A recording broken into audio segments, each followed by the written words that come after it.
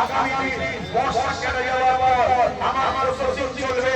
আমি বলি কথা বিলিকে দিয়ে ওয়াকা বাঁচাও, দেশ বাঁচাও, মানুষের অধিকার ফিরিয়ে দাও। এই বিশাল আন্দোলনে কাটাবো। আপনারা কি কাটে পয়সা খরচ করে মকামের জন্য, দেশের জন্য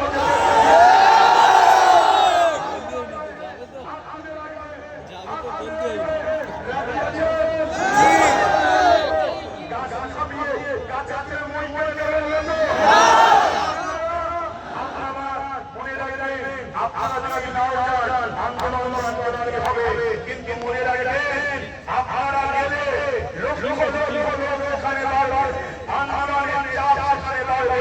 বাংলায় যদি আন্দোলনের প্রভাব বাড়বে, এর প্রভাবটা দিল্লি গিয়ে পড়বে। মাথা যত বাড়বে, ভিড় যত বাড়বে, প্রভাবটা দিল্লি গিয়ে পড়বে।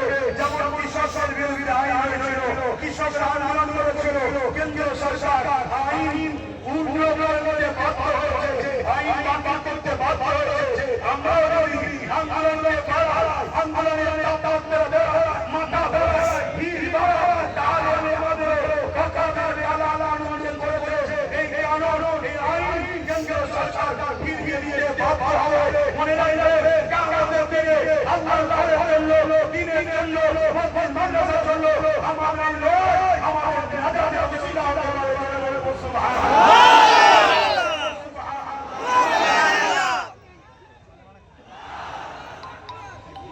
আল্লাহ পুরো বাংলার জন্য আমরা প্রচার চলছে। আমার টার্গেট 25 থেকে 30 লক্ষ লোকের আগে জামায়াত হবে। রাজি আছেন নাকি? কেন আমরা জানি 26শে জানুয়ারি আমার দেশের বাবা দেখানো হয় নাকি? দেখানো দরকার আছে না নাই?